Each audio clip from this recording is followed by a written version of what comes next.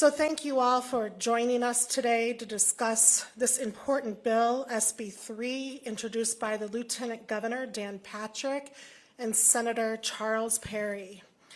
We want to thank the legislative body of Texas for the overwhelming bipartisan support of this bill. We urge Governor Abbott to sign SB3 into law to protect Texas families from further harm. I am Aubrey Adams, the Director of Citizens for a Safe and Healthy Texas. I come from Pueblo, Colorado, which is the forefront of the marijuana expansion movement. I originally brought my son to Texas to help him recover from his addiction to THC and experiencing symptoms of psychosis and severe GI issues. After achieving 3 years of sobriety, he unfortunately encountered similar problems again due to the Texas products of THC here. Let me be clear. Senate Bill 3 does not ban hemp. It prohibits the manufacture, the sale of hemp-derived THC and its analogs, such as Delta-8 THC, which are synthetically produced by CBD. This bill is a correction bill to get rid of the poison that is synthetic THC. These poisonous products are illegal in the states of Colorado and California, but their states allow their hemp industry to manufacture them and sell them to Texans to poison them. This drug operation is an all-out assault on Texas families and schools. Families in Texas cannot compete with over 8,000 retailers selling drug-infused candies, vapes, and other deceptive products that resemble everyday foods and drinks in our neighborhoods and around schools. Texas THC products are deliberately designed to target young people and hide their use from parents and from schools. These products are intentionally masked with sugary flavors to conceal their toxic tastes. The hemp advocates must refrain from calling synthetic THC medicine and safe for adults to use. My son is an adult, and their products have destroyed his mental and physical health. He was just attempting suicide the other week. Many families are seeking lawsuits against individuals and hemp businesses who impersonate medical professionals and sell these products under false claims.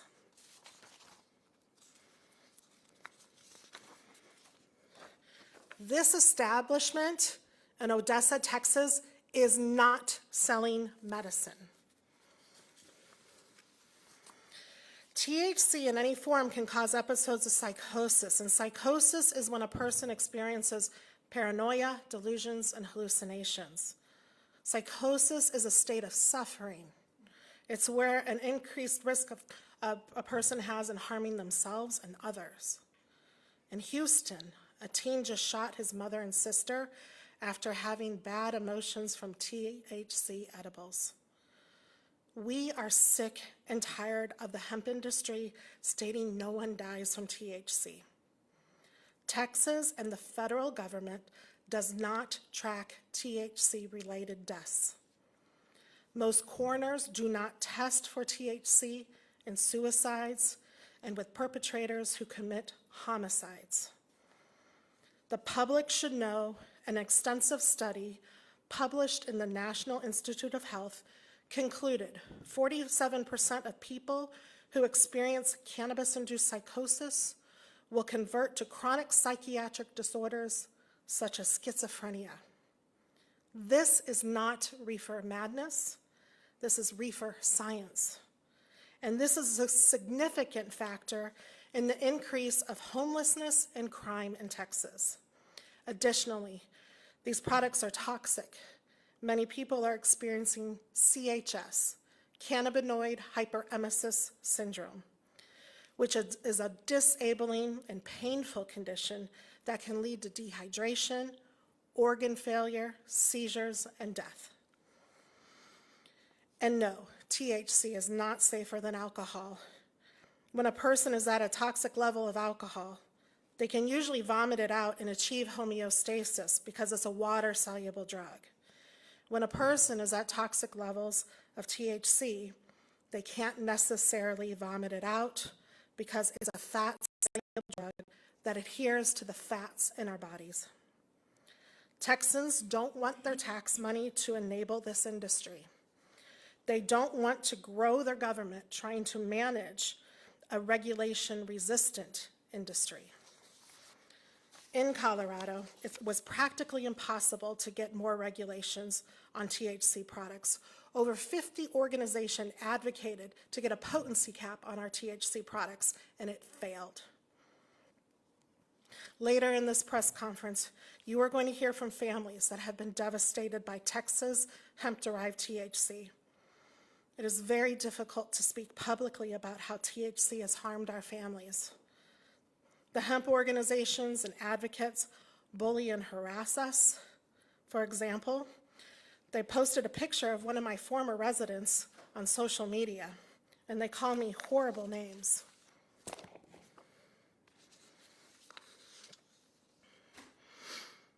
And back in 2019, when I started educating Texans about the true impacts of THC, Texas Cannabis Collective sent their pot army to censor my voice on Facebook. They screamed that this is about freedom to use, but they sure don't care about the freedom of speech or allowing the public to be informed about the risks of consuming THC. They continue to deny the risk and blame and shame the families, and then harm us into silence. I ask them this: where is the freedom of the people hospitalized from cannabis psychosis? Where is the freedom of the mother and the daughter that were shot by the son in Houston? And why is the media not demanding toxicology reports from the Uvalde shooter and making sure his tissue was tested for THC? I am also tired of the whining and complaining from the hemp industry that they will lose jobs. They chose an industry that sells poison. It's a poor business decision, and they are capable of getting other jobs in Texas' booming economy. I lost my dream job during my son's addiction and psychosis. It wasn't safe for him to be home with my younger son, so I had to be present to make sure everybody was safe. We also ended up losing all our equity to pay for my son's treatment. In time, I recovered. I got other jobs. So they are capable of getting other jobs too. And I'm tired of them acting like they can't. If the hemp industry successfully pressures Governor Abbott into vetoing SB3, we will have thousands more families harmed. The drug and mental illness crisis will increase, and we will all pay the price. Next, I would like to bring up Dr. Rosheim.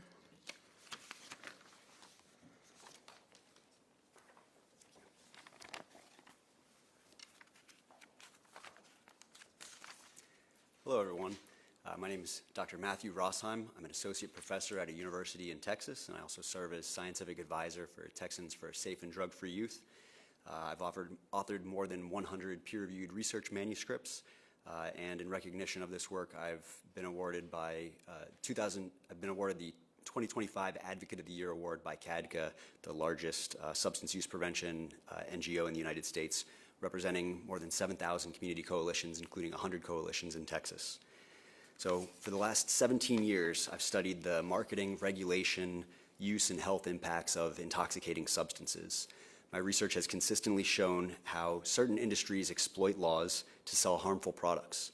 But in 17 years, I've never seen such highly potent, dangerous, and illegal substances being sold so openly and widely as they are in Texas today. The industry asks us to imagine how dangerous things might become if marijuana were sold illegally in Texas. But we don't have to use our imaginations, because that's exactly what's happening today. Right now, the so-called hemp industry is selling extremely potent, synthetic, and often illegal marijuana products throughout the state. Current laws make it nearly impossible for law enforcement or even consumers to know which products are legal and which are not. And the distinctions that do exist are largely meaningless when it comes to protecting community health and safety. I'd like to take a moment to address a few inaccurate claims that are made today by the psychoactive hemp industry and provide some facts to refute these claims. First, I'd like to address the aspect of farmers in Senate Bill 3. Senate Bill 3 specifically addresses health and safety code in the Texas Constitution and has nothing to do with agriculture code. There's nothing in Senate Bill 3 that applies to farmers, and the farmers in Texas will be able to continue to farm hemp this year at the same as they were, and next year the same as they were this year and the year before. I'd also like to remind everyone here that under current Texas law, section 443, subsection 204, the processing or manufacturing of a hemp product for smoking is illegal in Texas under current law. So any farmers that are saying that they're growing hemp for smoking purposes are doing so unlawfully according to the current law. I'd also like to note that the state of Texas currently has approximately 125 million acres of farm and ranch land today, and information requests filed with the Texas Department of Agriculture show that only 181 acres of hemp were harvested and tested in Texas last year. This is information that's legally required to be reported to the Texas Department of Agriculture. So only about 1/1,000,000th of the total farm and ranch land in Texas. The idea that SB3 will cause drastic damage to the Texas farming industry is a fake narrative pushed by the hemp industry. Another common claim by the hemp industry is that SB3 will hurt small businesses and that it's only a few bad actors that are likely responsible for illegal activity. To test this, in April of this year, I identified and surveyed the largest hemp retail chains in the state of Texas to analyze their products and practices. My research clearly disproved this claim and showed that the largest hemp retailers in Texas are in fact some of the largest purveyors today of illicit products in the state of Texas, and 35% of them were within 1,000 feet of a school. All the major retailers that I visited were selling products containing at least 100 times the amount of THC legally allowed in states that have fully legalized recreational marijuana, such as California and Colorado. These extremely high-potency products often also include synthetic THC variants like THCP, which are often marketed as being 33 times more potent than naturally grown cannabis. All the stores that I visited also sold products that contained at least 90% THC, dramatically increasing the risks for serious mental health issues like psychosis, schizophrenia, anxiety, depression, and addiction. These products are not only potent, they're designed to appeal to young people. Brightly colored packaging, cartoon characters, and imitations of popular snack brands substantially increase the risk of accidental ingestion by kids. From 2017 to 2022, Texas Poison Control Centers reported nearly a 500% increase in cannabis-related calls for children 5 years and younger. As you can see here in this image, these retailers sell many dangerous products, substances even beyond marijuana, including hallucinogenic mushrooms, inhalants like nitrous oxide and nitrate poppers, high-potency synthetic kratom products that interact with opioid receptors, some in the form of flavored ice cream cones, and even tianeptine, commonly known as gas station heroin. Many of these products are packaged and marketed in ways that make them both appealing and accessible to young people. Despite clear prohibitions under federal and state laws, these products are openly sold and deceptively marketed. These are not medicine nor wellness products. The U.S. Food and Drug Administration warns consumers to not use any of these. And it's not just a handful of bad actors. The largest retail chains in Texas, which set the standard for the industry, routinely disregard the law and jeopardize the health and safety of our communities. While many of these products sold by these stores are clearly illegal, even more deliberately exploit legal gray area, making enforcement extremely challenging. In public statements, Governor Abbott has explicitly reiterated that marijuana remains illegal in Texas. As stated in his letter signed by Lieutenant Governor Patrick and Speaker Bonin in 2019 upon signing House Bill 1325, quote, marijuana has not been decriminalized in Texas. Criminals should be on notice that they may continue to be prosecuted for possession of marijuana and may now be prosecuted for illegal possession of hemp without a proper certificate. Yet, due to the industry's exploitation of legal ambiguities, marijuana products are sold openly in our communities, putting everyone, particularly our youth, in serious danger. Senate Bill 3 directly addresses these issues by clearly defining what is legal and providing law enforcement with the tools that they need to effectively enforce the law. We respectfully urge Governor Abbott to sign Senate Bill 3 into law. Governor Abbott, your decisive action on Senate Bill 3 will help ensure the health, safety, and future of all Texans. We deeply appreciate your courageous leadership on this critical health issue. Thank you.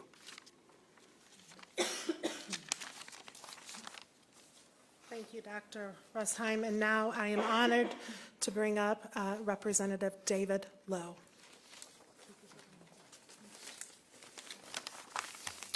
Good afternoon. As a veteran who struggled with combat-related PTSD, I've lived through the struggle. Every doctor and every counselor I worked with, military and civilian, gave me the same urgent advice: stay away from THC.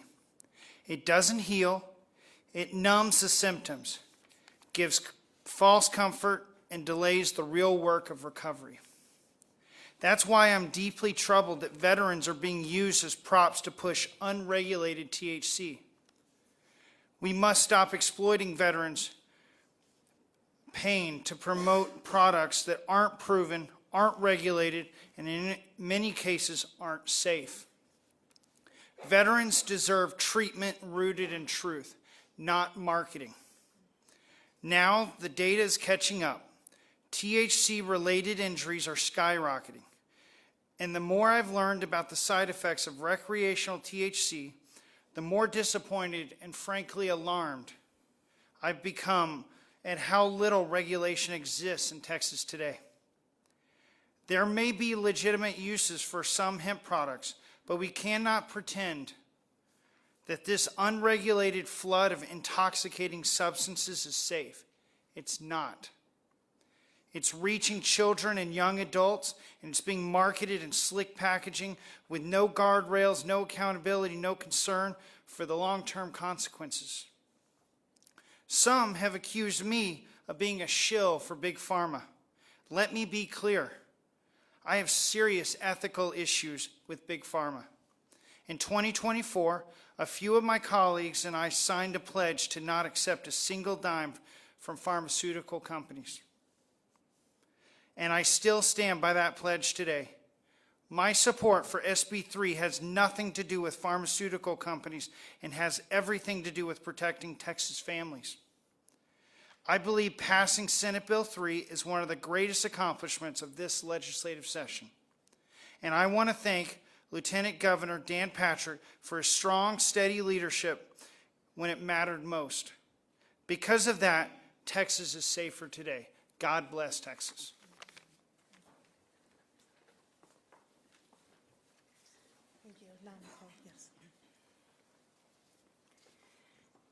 Good afternoon. I'm Nicole Holt. I'm CEO of Texans for Safe and Drug-Free Youth, the statewide nonprofit focused on preventing youth substance use by using evidence-based prevention strategies that create healthier and safer communities. SB3 protects Texas youth. Research tells us that when product access increases, use also increases. In our state, there is unprecedented access to intoxicating cannabis and cannabis-derived products with no limitations on products themselves or their marketing strategies. For the past several years, our coalition members have been collecting images of the products. No matter where you go in this state, these products are everywhere. In addition to vape stores, these products are in kiosks, in malls, next to kid zones. They're in vending machines, in practically every gas station and convenience store. I have watched folks claim recently in public forums that cannabis use is safe, that no one dies from cannabis use, but that simply isn't true. The evidence is clear. 13% of Texas middle and high school students report using cannabis, and 1 in 4 high school seniors are using the drug. You will hear people here today discuss the dangers of early cannabis use and its long-term consequences, increasing the risk of addiction, harming brain development, and contributing to mental health issues such as depression and psychosis. What you never hear people discussing is the impaired driving consequences resulting from use of these intoxicating products. In Texas, while alcohol remains the leading cause of fatal crashes, alcohol combined with cannabis is the second most common cause of deadly impaired driving crashes in our state. The combination of alcohol and cannabis is the most common drug combination in impaired driving crashes in our state as well. And young drivers are particularly at risk. 26% of crash fatalities among those 25 and younger involve both cannabis and alcohol. Those are real lives. Those deaths are someone's life ended too soon. Those families will never be the same. And when there's an impaired driver on the road, we are all at risk. Parents, teachers, law enforcement, and community leaders are all saying the same thing. These products should not be easy for kids to get and need to be removed from Texas shelves. I encourage the governor to sign SB3 into law and to help keep our children and communities safe. Thank you.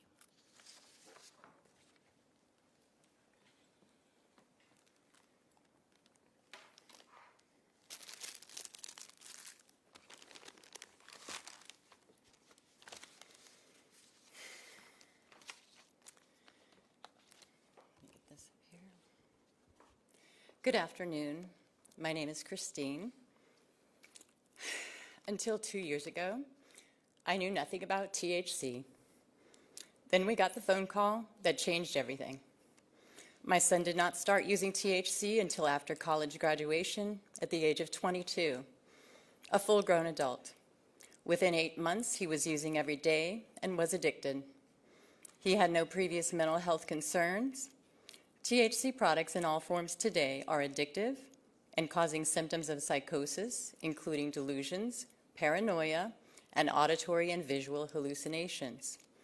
Long-term, which means 1 year or more, heavy, which means 3 times a week or more, use of THC increases both anxiety and depression.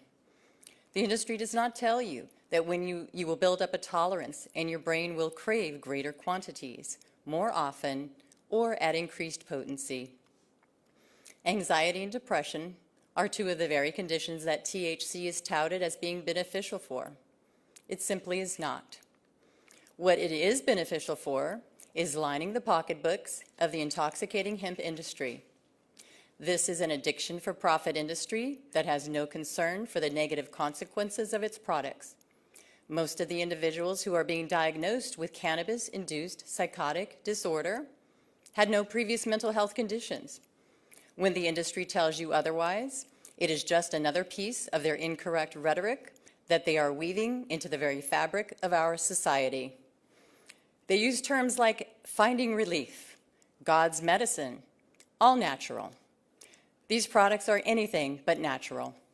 They are highly potent, addictive, and causing devastating symptoms and outcomes for thousands, including my loved one. In 2023, 19.2 million people had a cannabis use disorder, that number driven by these THC products. This spring, on walks in my neighborhood, I found 3 empty vape cartridge packages. This bag contains those, plus 1 I found in my son's car, and 2 that I purchased to get an idea of just what was out there. These products are from 60 to 80%, over 80% potency of THC. Their wrappers are littering our neighborhoods, and their contents are addicting millions of people. Most people who use them do not even realize they have a substance use disorder. The industry is following the playbook of big tobacco. Cigarettes were called nicotine delivery devices. These vapes can be called THC delivery devices, and I call them addiction delivery devices. We do not need to wait 50 years before we announce to the public that these products are harmful. I call on our national government to produce a high-profile public awareness campaign spelling out the harms of THC. We and you need to do that now. We do not need more addiction delivery devices in Texas. We have enough of them already. It is truly unbelievable that we are having to fight to ban products that often and easily induce psychosis for thousands.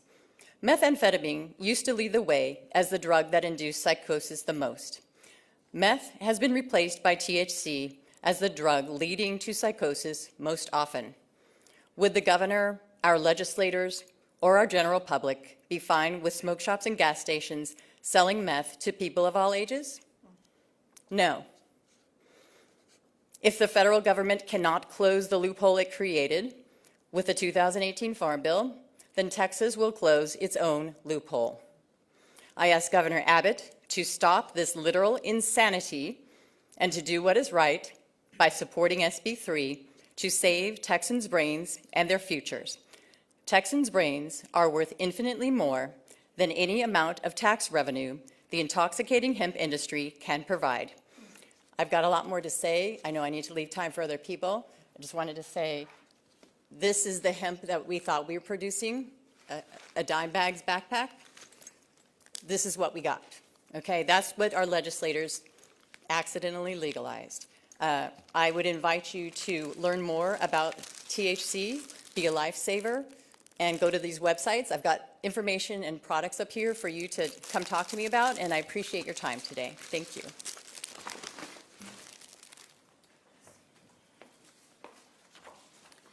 Good afternoon. My name is Mari Cruz. I want to thank our legislators for tireless working on the much-needed SB3 bill. Thank you also to the doctors who have shared their research and knowledge.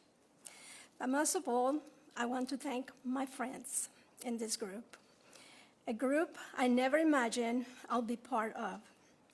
These women right here are the real heroes. Let me say it again. These women right here are the real heroes. Despite everything they have been through, they continue to share their heartbreaking stories to prevent other families from going through the same pain. Most of the children were over 21 years when they started using THC products. My son used to do freelance camera work for political, corporate, and church events. His schedule often changed, so he thought hemp-derived THC gummies would be a better option to help him sleep than medicines.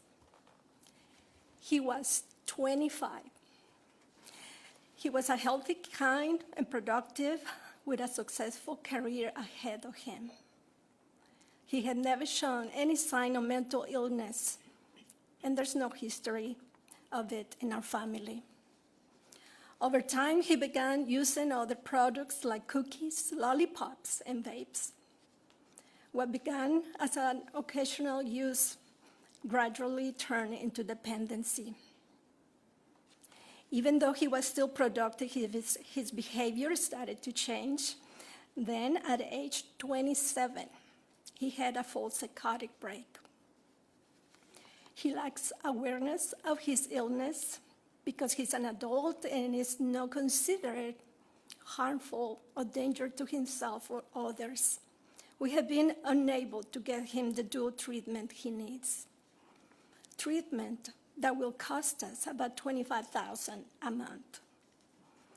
After a year without THC products, he was beginning to improve. Sadly, he relapsed with a vape, still believing it will help him stay alert. This particular THCP, as mentioned before, is a kind of vape to be up to 33 times more potent than regular THC. Within days, strong and new psychotic symptoms started to appear. THC-induced psychosis is real. It can happen to people with no history of mental illness. People using these products are gambling with their health, assuming that if something is legal, it must be safe. Any profits the industry claims to bring to the state are minimal compared to the harm and financial burden to our families. Our son is fully dependent on our help and is struggling with hallucinations and impaired cognition. It is difficult to run our business now, and we are using our retirement funds to support him and cover up our living expenses. It has been 2 heartbreaking years for the whole family. All of this could have been prevented. I respectfully urge Governor Abbott to sign SB3 into law. This bill is long overdue. Thank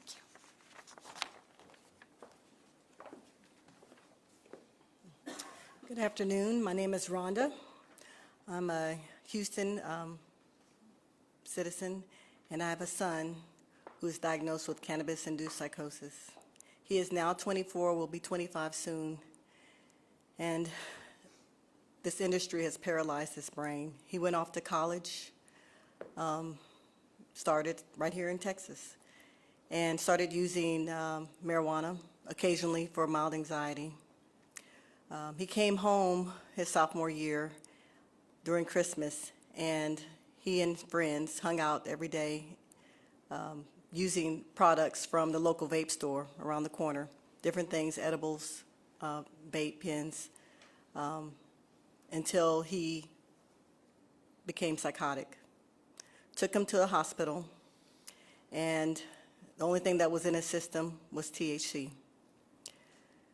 He exited there, went back to school, me not knowing how THC impacted his brain to the point where an addiction could happen, to the point where continued use of the product would continue to bring him back to a psychotic state. I didn't know. The education wasn't there.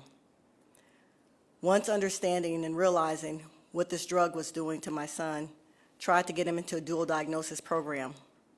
But guess what? They don't treat THC addiction. They treat alcohol addiction, they treat opioid addiction, but not THC. So he was not accepted. Insurance wouldn't pay for it. Found a program out of state, minimum payment, $5,000, $6,000 a month. Who can afford that? Charged up credit cards to get him treatment. To this day, he still thinks marijuana is okay because of that state that he was brought to. The passage of the 2018 Farm Bill has led to the misperception that all products made from or containing hemp, including those made with CBD, are now legal to sell through interstate commerce, through online and in storefronts. The storefronts here in Houston alone are multiplying. Just from the time that I came and testified a few months ago, there's a new one that's opened up around the corner from me. These are within blocks of each other. Why do we need so much? We don't. These aren't health centers. These are hell centers, is what I call them. We as Texans have to stop putting revenue over reality. The reality that these synthetic cannabinoids are causing serious physical and mental health conditions. We ask that the governor stand by the vote of the House and Senate and sign SB3 into law. Thank you. Thank you, Rhonda. Thank you to all these families. Before we bring more families up, I'm going to make a kind request to the gentleman that's here from the hemp industry. We respect you. We're not coming after you. We need you to quit smirking and imitating these families right now. It's very difficult for them to be here today from the harassment they've already endured and the bullying. So I'm going to kindly ask you if you could please exit the room so we can continue our press conference. You can access these videos. They will be on social media. And I'm really, we really want them to be able to speak the truth. The public deserves to know the truth. Thank you. I would appreciate it if you would quit smirking.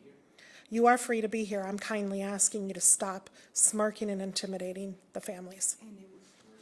We would appreciate if you left. I'll respond to It's not your turn.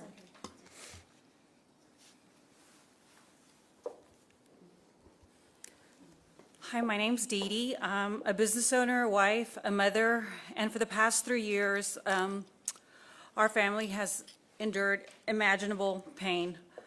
Our son started vaping Delta 8s, Delta 9s, THC in college, and what began as harmless habit quickly spiraled into a mental health crisis. He became paranoid, delusional, and convinced that the CIA and the Illuminati were following him. He dropped out of school. His condition completely unraveled. We went through ER visits, psychiatric hospitals, 4 treatment centers, all costing thousands of dollars, and even out-of-state rehabilitation centers because of the lack of medical knowledge here in Texas.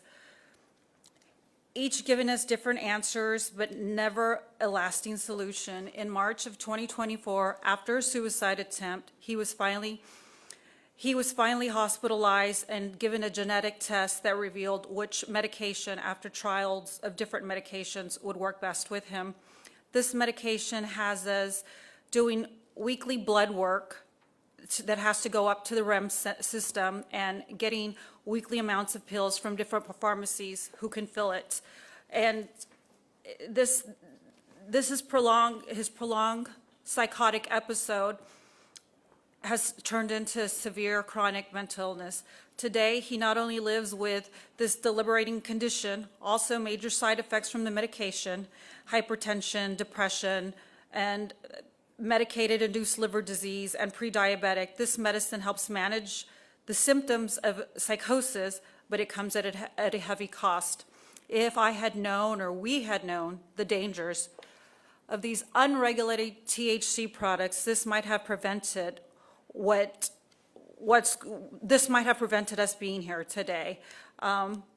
In the world of cannabis-induced psychosis, we as families, we struggle to fight for our loved ones' well-being and put them back in the path of wellness. It's a dark, horror-filled war against unseen enemies. Delusions, hallucination, depression all become weapons of mass destruction. And unlike the ability we have to heal physical wounds, fixing mental ills of people is not easy, and many of the solutions require much trial and error. And unfortunately, many of our families or our children return back to cannabis to help regulate their feelings. I would urge Governor Abbott to please sign Senate Bill 3 for other children and for their health. Thank you.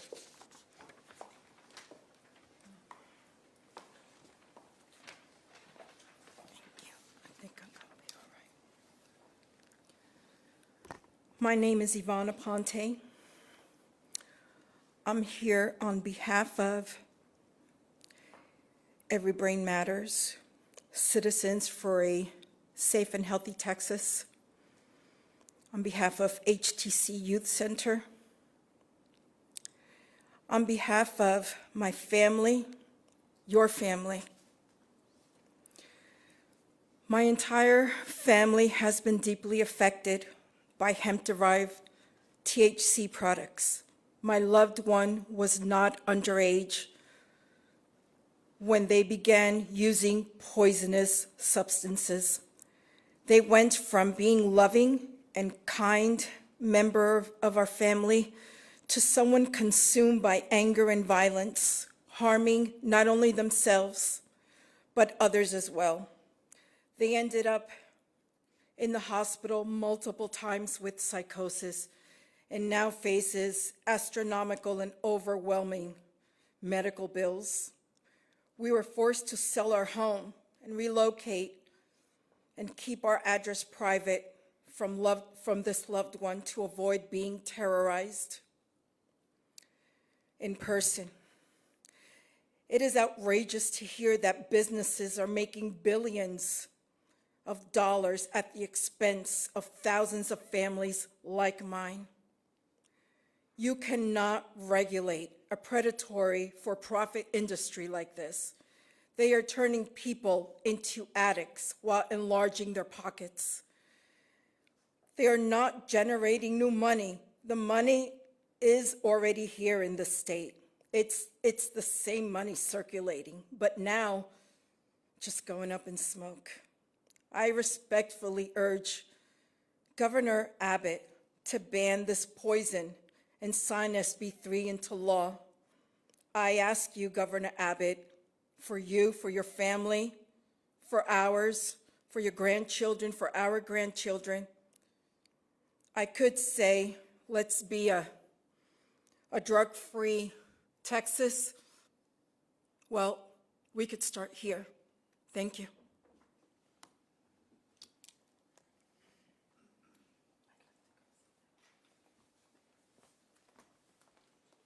Hi, my name is Lisa. I'm from Katy, Texas. I'm a parent of 3 children, and all of my children have attended the Katy ISD school district.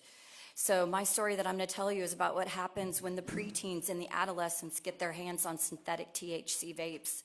My daughter was very well adjusted, very happy, no family history of any mental illness. In 9th grade, all of a sudden, out of the clear blue sky, she's having a panic attack in her 9th grade Spanish class. Unbeknownst to me, she had started experimenting with the THC vapes and doing them on a fairly regular basis to alleviate her anxiety. This led to a cycle of depression, deepening the anxiety, deepening the depression, and one morning at 3 a.m., I simply got a text message from her, "Mommy, help me." I didn't get it till I woke up the next morning, and when I went to go ask her what she's talking about, she's telling me she's having suicidal thoughts and she can no longer control what's going on inside of her head. I immediately jumped into action like most parents do and sought the help of psychologists for a professional diagnosis, of which, of course, was anxiety and depression.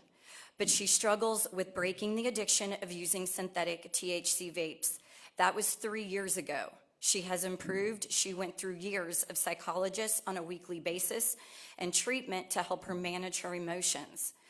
Where is she now? She's struggling still with breaking that addiction to the synthetic THC vapes.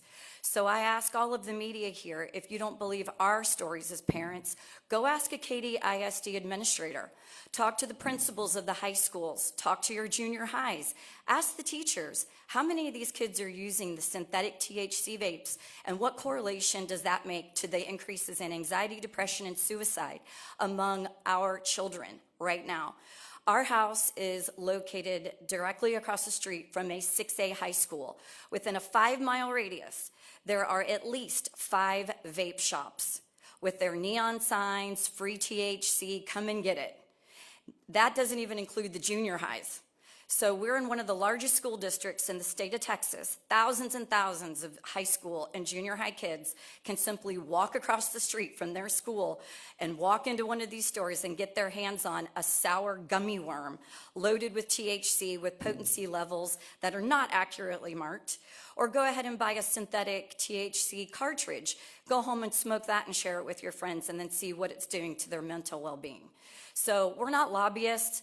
We're not making money off this. We're just parents with kids that need a little bit of help from Governor Abbott. Thank you. Hi, my name is Bruna. We need the Governor Abbott to sign SB3 into law. I beg you for complete ban of all THC products. Our family has already paid the price financially and emotionally. We should not be negotiating people's health and lives. My son was friendly, big heart, gifted student, Taekwondo black belt, attending religious education, went to church weekly. We cherished memories on family vacations, camping with friends, Boy Scouts, caring, excellent student. His behavior changed after he started using THC. He was 14 years old. He could not finish high school, lost his childhood friends, and began to lie and withhold information from us. He stopped attending church with us, struggled to maintain simple conversations, and found it increasingly difficult to socialize or keep a job. His health deteriorated and lost weight. His once beautiful smile just disappeared. After using THC sold in vape shops in our neighborhood, my son became aggressive, not reasoning, not able to express himself. My husband and I had to hide kitchen knives and sleep with our bedroom door locked. At that point, of course, I had to quit my job and my public health classes at UT. A few days before his first psychotic episode in February 14, 24, he displayed signs of lethargy and took an unusually long time to respond to simple questions. Then he began hearing voices from our backyard. He ran out of the house barefoot without his driver's license. He drove on the wrong side of a major highway and was involved in not one, but two different separate car accidents. He thought he was bleeding to death, and he walked himself across the street to the Memorial Home. He was restrained by 5 police officers. No, he was not bleeding. He was still in psychosis. He thought he was dying. He didn't have anything from those 2 car accidents, but he thought he was bleeding, he was dying. And one time, I was so scared and frightened. He would walk with a big knife all over. And so I spent 4 nights in a hotel and leaving my husband to watch him back in the house. He grabbed my husband by the neck and told him he could kill him. December 2nd, 2024, he had another psychosis episode due to cannabis THC. He said he saw ghosts in our home, and he asked us to put him to sleep. He was aggressive. He punched huge holes in our walls. We had to call 911. He was sedated and was admitted a second time in the behavioral hospital in Houston. And this is followed by the 3rd rehab stay. I'm not going to share here costs. You can kind of imagine costs of all this. At that point, 2 hospitals, actually 2 rehabs denied because of his schizoaffective diagnosis that the doctor gave. So the 3rd rehab accepted him. He's somewhat stable now, but he's in a sober living because of his, he's not still mentally there yet to secure a job and everything. We paid $2,000 for this sober living. And hopefully one day our family goes back to normal. Governor Abbott signed SB3 stop this nightmare from happening to other families.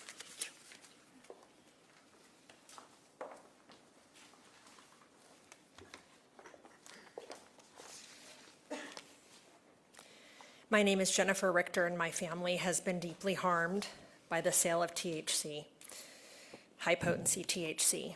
Our 24-year-old son was healthy, athletic, and successful, and began using synthetic THC vapes and other high-potency products that he purchased from a shop in Austin.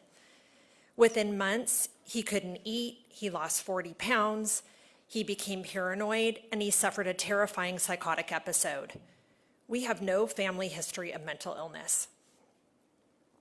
One night I had to lock myself in my room, afraid of my own son.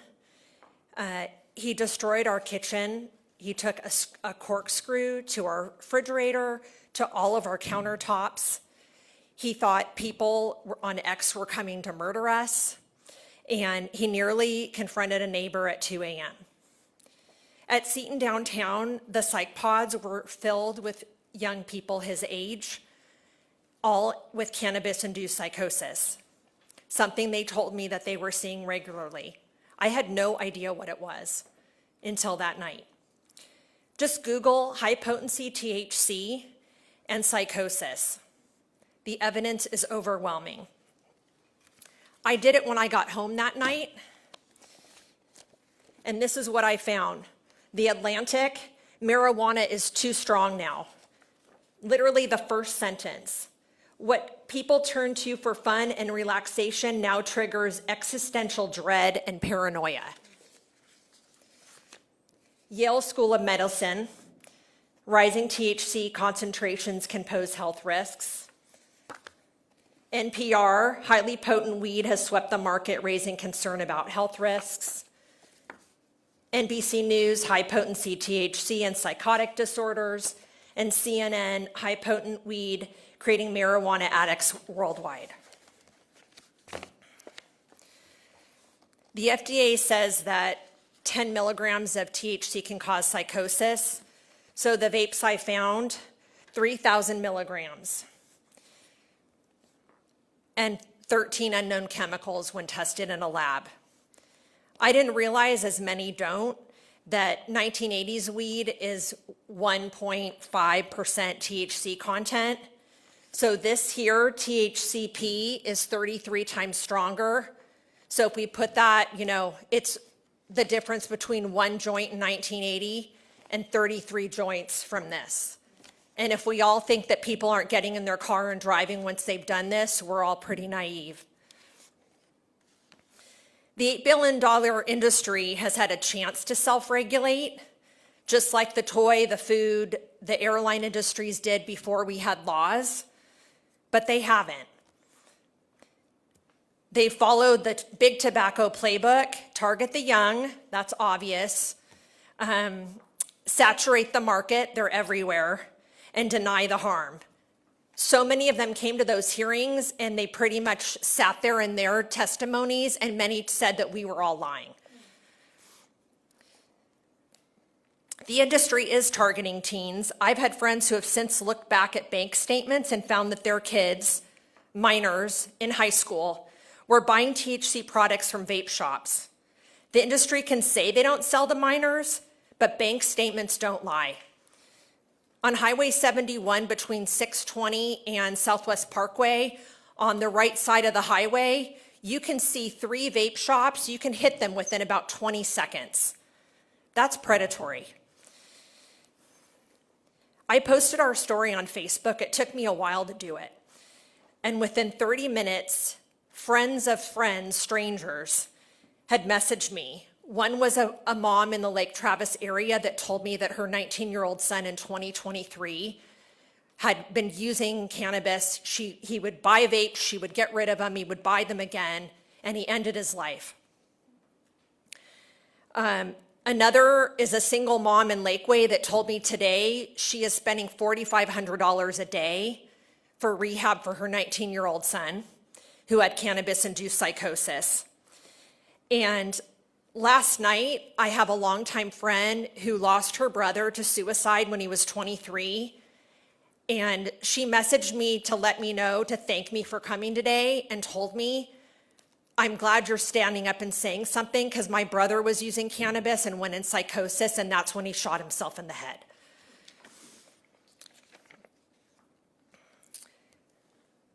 Governor Abbott, please don't ignore the damage any longer. These products are not medicine. They are dangerous, they are intoxicating, and they are disguised as legal hemp. So earlier today, there was someone at the press conference that said, oh, people have warnings, they know the damage. There is only one county in the whole nation, McHenry in Illinois, that is required by their attorney general to post warning signs for psychosis, or that the FDA does not consider these approved for medicinal purposes. So I call BS on that. People are not warned. And this is another vape my son used. It is distributed out of South Carolina, has a California warning label, yet it's illegal in California. It talks about the chemicals, but they don't know what chemicals are in them, and half of the COAs, the certificates of analysis, have varied, who knows how to probably even read them, A, as a consumer, but B, some of them are not accurate, a lot aren't. And then it gives warnings. Nowhere in that warning does it talk about psychosis. And we're seeing it worldwide. There are families that are on a Facebook page that we're on, thousands and thousands, from as far as Australia, the UK, Germany, everywhere. And just this morning, 15 new families joined.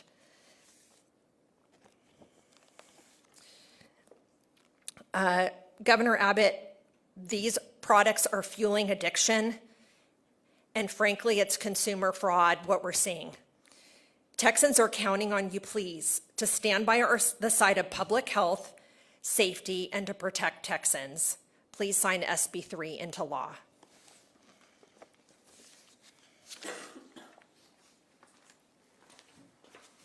Hello, my name is Isabel Richter, and I'm here to tell my story in support of Senate Bill 3. This is a personal topic for me and my family. My older brother was a healthy, successful 24-year-old with no signs or family history of mental illness. Everything changed when he legally purchased a synthetic THC vape from a local vape smoke shop in Austin. Within just a few months, he began to isolate himself from family and friends and suffered a severe psychotic break that required hospitalization. I watched my older brother, my role model, who I would go to for advice many of the time, lose control of his mind, and saw my parents live in fear of their own son. None of us recognized or could make sense of what he was experiencing. It truly did not make sense. Doctors diagnosed him with cannabis-induced psychosis. They told us they're seeing a record number of otherwise healthy kids and adults suddenly becoming psychotic without any family history of mental illness. The only correlation is their use of synthetic THC. These products are not medicine. They are dangerous, highly concentrated, and addictive chemicals disguised as harmless. A single vape can contain thousands of milligrams of THC, along with unknown chemicals, no warning labels, and no dosage guidance. The FDA has stated that just 10 milligrams of THC can trigger psychosis. Yet here in Texas, we're allowing products with hundreds of times that amount to be sold legally at gas stations right next to candy and gum. These products are banned in states like Colorado and California, where marijuana is legal. Yet here in Texas, synthetic THC is sold freely and marketed as a pleasant escape from reality or as a means of safe self-medicating. Nothing about these products is pleasant or safe. Opponents of SB3 will argue that banning synthetic THC will hurt small businesses or restrict consumer choice. No business should profit off the permanent destruction of someone's brain. Opponents will also claim that adults should have the freedom to choose. But let me also be clear, no one chooses psychosis. As a young adult, I have seen several people around me in their 20s with so much going for them become addicted to THC, become paranoid, and lose relationships and negatively impact their future. The lives of young Texans rest in the decision to pass this monumental piece of legislation. As journalists, I ask you to report on stories like the ones you have heard today so that people understand the real impact that this product has on the lives of Texans, our communities, and our families. Governor Abbott, I ask you to please sign SB3 into law. Thank you.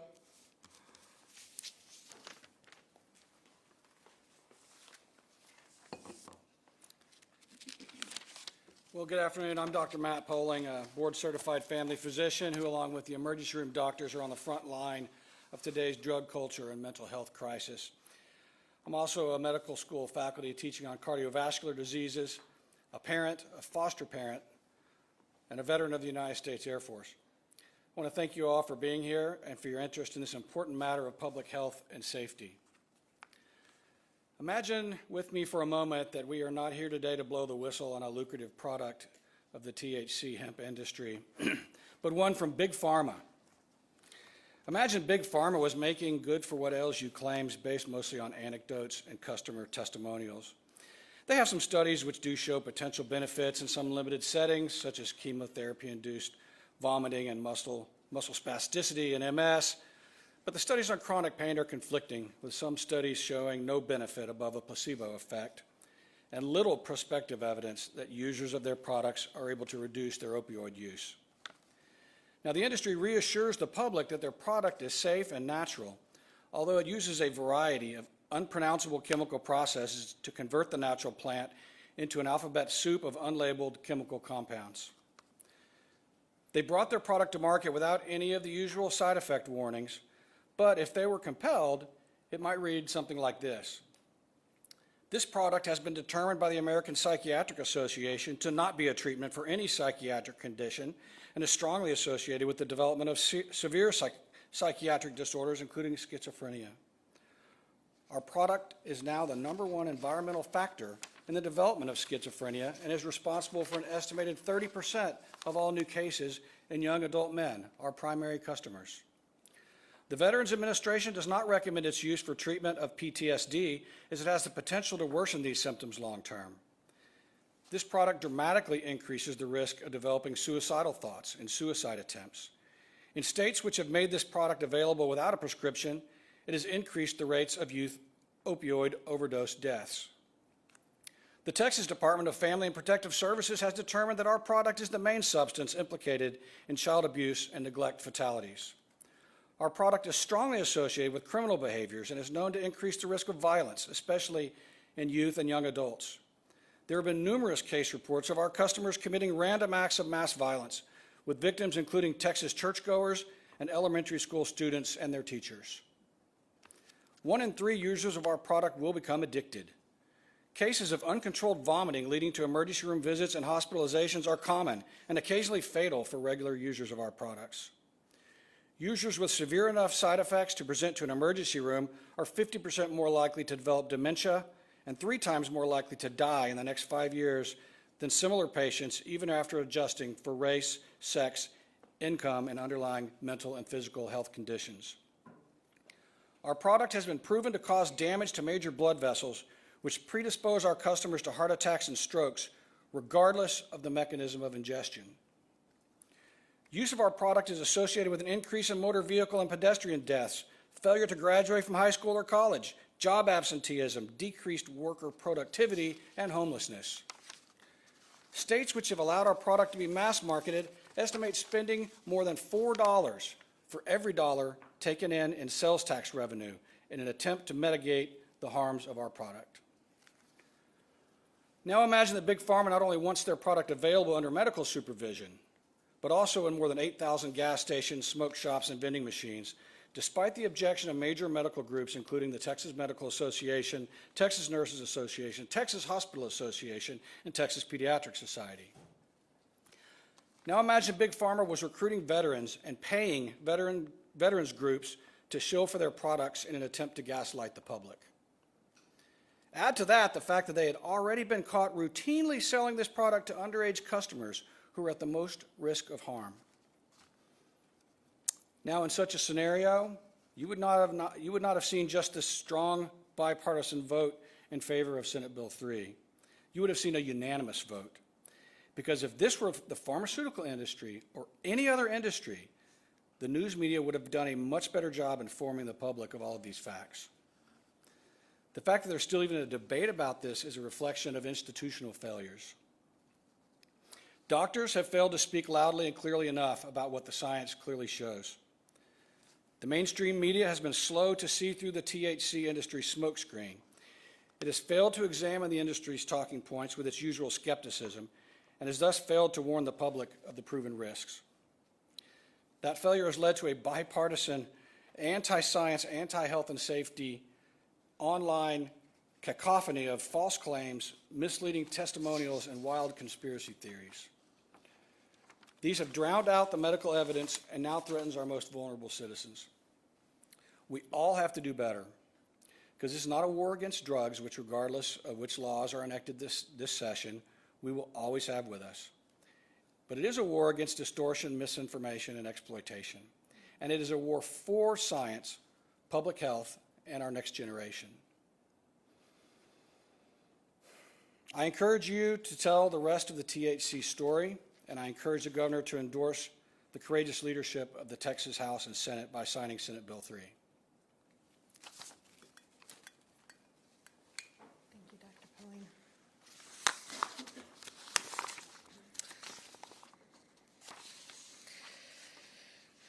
In closing, I want to give you an example. I don't advocate for alcohol use, but we've got to dispel all the deception from the hemp industry. If I take a shot of whiskey, I am going to become intoxicated. As long as I don't drink more, that intoxication will wear off within a few hours. If I take a hit of THC, I will become intoxicated and possibly psychotic. When that intoxication wears off from the THC, I can still be psychotic. That doesn't happen with a shot of alcohol. We must tell the truth.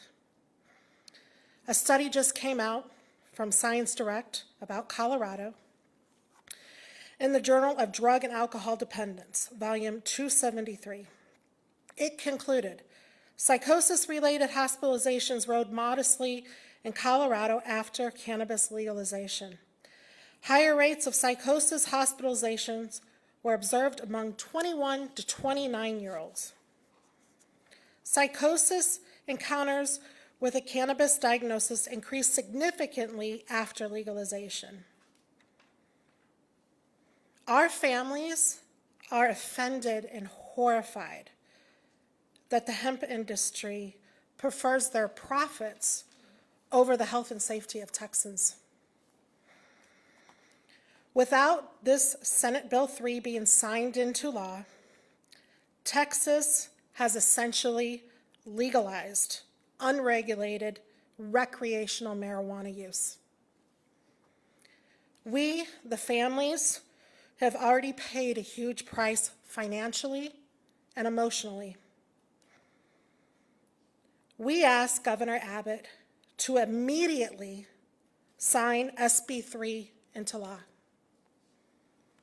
Thank you for coming today. We are open for questions.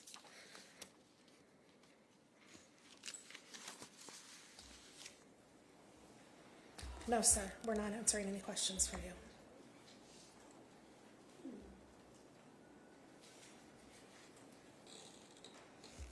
Okay, I see no questions. Thank you so much for coming today. I have a question. Yes, sir.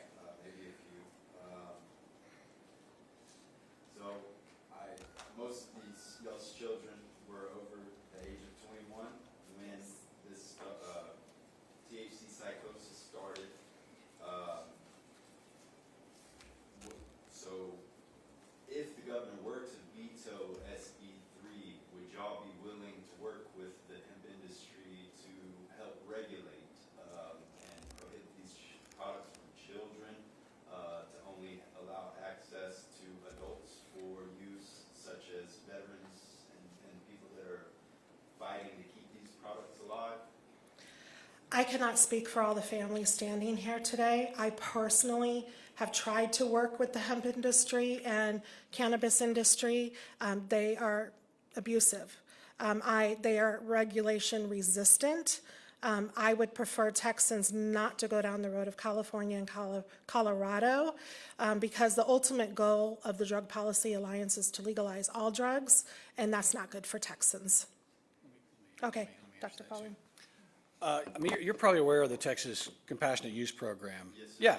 So, I mean, that's reviewed every 2 years, and the science is looked at, and frankly, it's quite liberal from my perspective with respect to what conditions qualify. There's some conditions that qualify.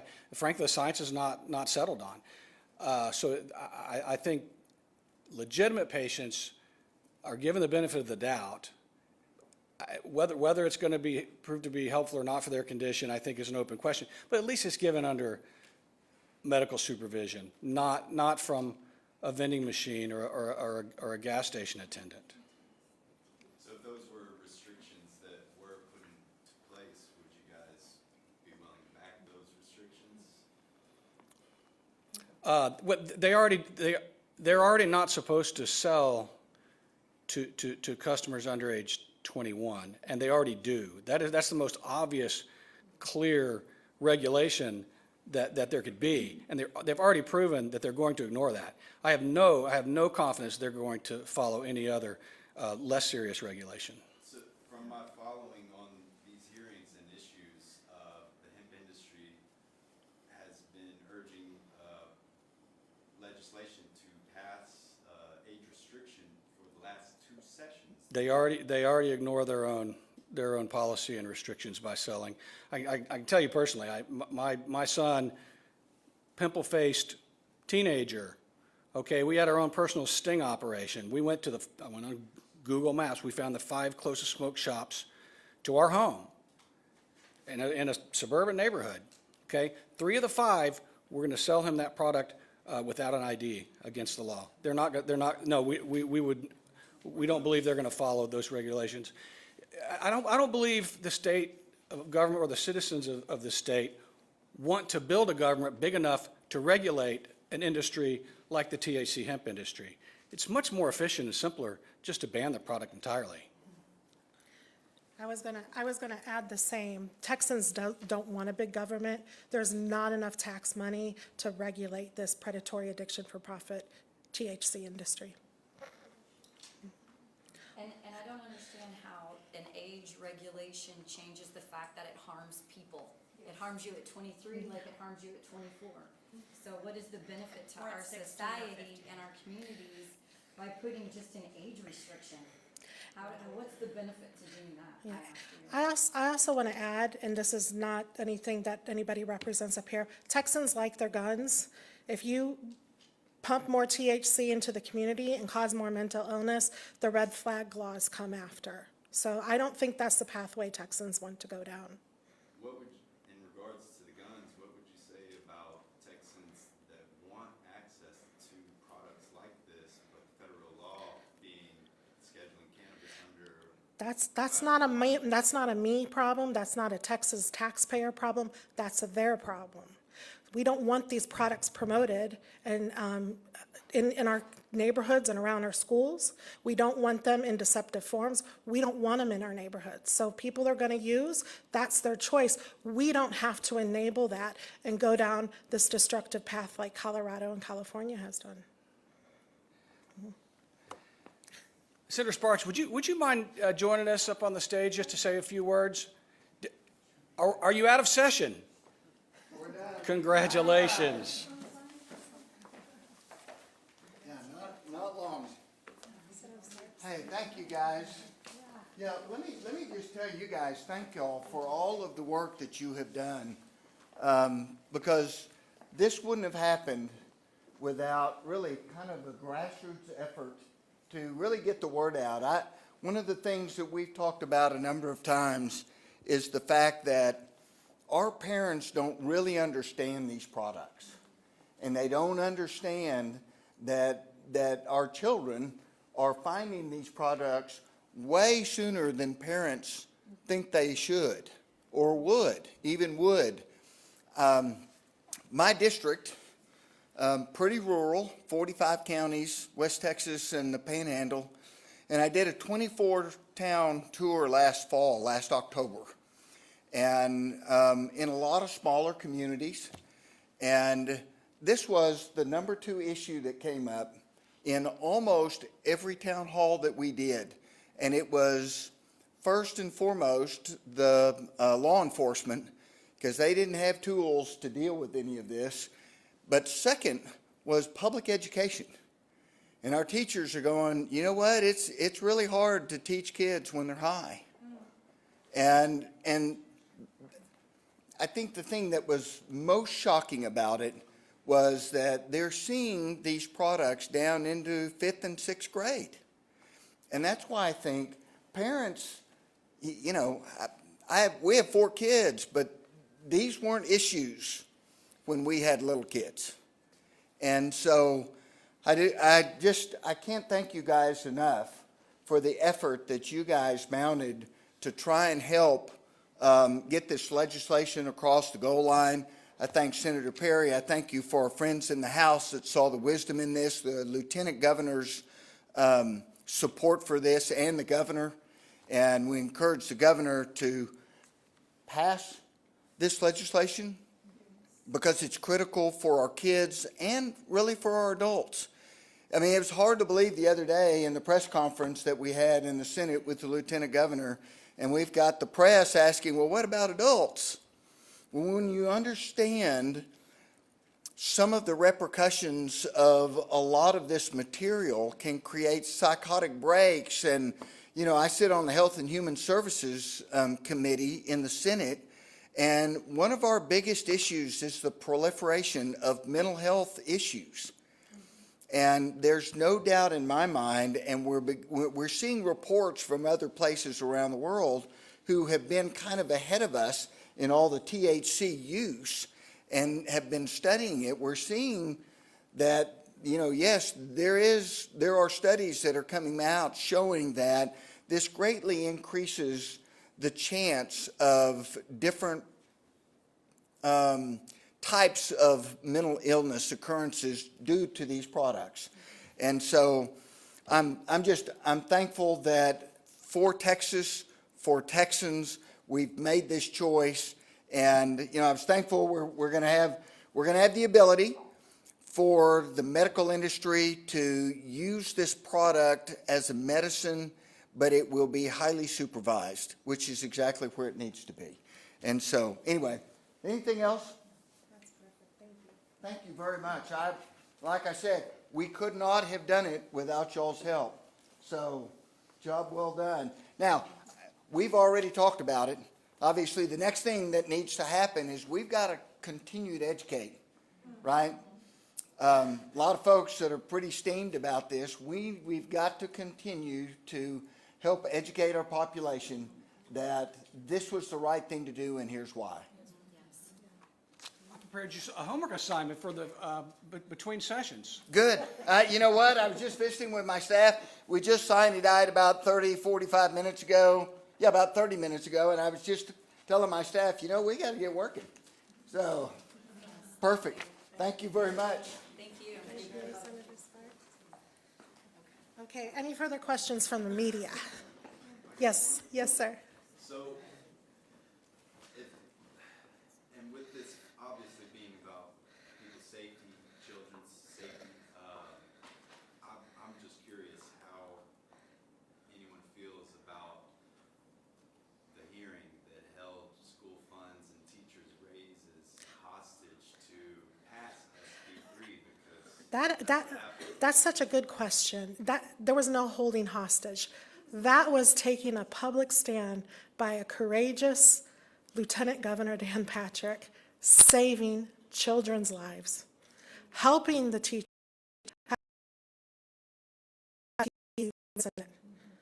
There was nothing held hostage. That was him taking a stand, doing his civic duty to protect the health and safety of Texas children.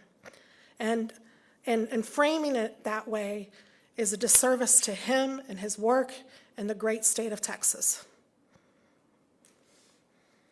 Thank you for that question. I really appreciate clearing that up.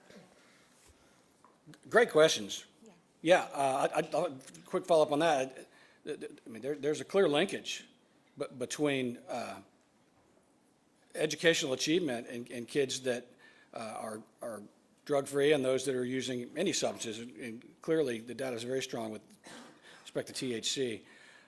So yeah, I think you're doing the right thing for public and private education, both when you're keeping these products out of the hands of young people and their parents. As I mentioned, child abuse and neglect fatalities, the #1 substance implicated, according to the Department of Child and Family Protective Services, when they investigate child abuse and neglect fatalities, is THC. It's not meth, it's not narcotics, it's not alcohol, it's THC. So what about the representatives that spoke up in opposition of SB3 and in regards to that school fund bill they claimed was hostage to SB3? I don't think it's being held hostage. I disagree with them. I think there's no other elected official like Dan Patrick, the way he took a stand. That's what it takes to stand up for Texas families and their children, what he did. It's not holding it hostage. It's saving them. So I disagree with them. And is everyone aware that Anheuser-Busch is a fundraiser as a sponsor of Safer Texas Alliance? I think there are people that don't want THC in Texas, and there's a variety of them. And I ran the numbers in regards to related deaths to DWIs, alcohol-related drunk driving with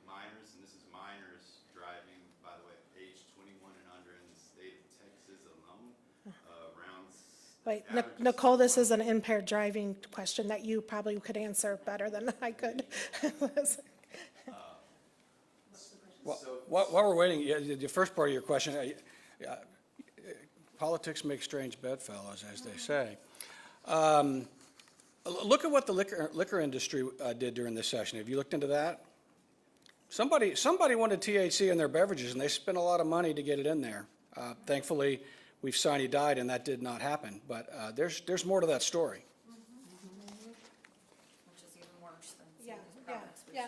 seen. If you make alcohol with any drug, especially THC, you intensify the risk of THC. Nobody here is advocating for alcohol use or any drug use. Here, you want to ask your impaired driving question to Nicole? Can you have time? Yeah, the average number of minor deaths caused by drunk driving averaged out to 1 per day. And I was just wondering how we feel about that and how we are going to fight that. I think we, Talking about fighting impaired driving? Minors in possession of alcohol, Sure. using So we alcohol, work on all those driving. issues, and we treat them exactly the same way as we treat this one. We look at what the research says is the best practice that we should use to move forward. And in the case of this particular product, the best practice, Dr. Rothstein can speak to the research, is to ban these products because that's been the most successful in other states, which is why we support that. And when we look at impaired driving, we look at youth substance use as it relates to alcohol. We look at things like ensuring that access, in particular, is what we're trying to reduce. When the young people can get their hands on a product, they're more likely to use the product. And in the case of this particular product, we just wholeheartedly opened up the doors. With alcohol, we have a whole different set of three-tiered system that we follow in order, a three-tiered system that we follow in order to try to manage the access. But still, we find that young people, because it is so expensive for us to enforce the law, that we don't have as much compliance as we like. So you find young people gaining access to the product and, again, getting an impaired driving consequences and so forth. So when she talks about how expensive it is, I mean, that's part of the problem. I mean, we have underfunded our Texas Alcoholic Beverage Commission as it stands right now. They do not have the amount of law enforcement officers who are able to ensure compliance with the law as it stands right now and relative to what they had like 10 years ago. So, if it becomes challenging for us to do our job and do our job well if we don't follow all the best practices. And in the case of this particular product, the best practice is to ban the product, and Dr. Rothstein could speak to that as it relates to, where states have and have not banned the product and where they've tried to regulate the product, how they've not been very successful. So. While I have you here, may I ask? Nicole, can you come up and get on the mic? I'm sorry.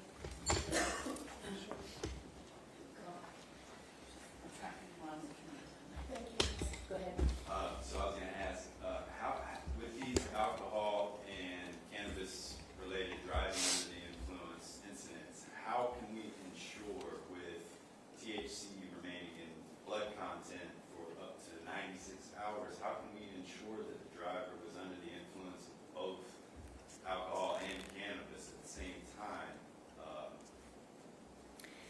So the pharmacological answer to that is complicated and not easy to describe, but we rely on the Texas CRIS system.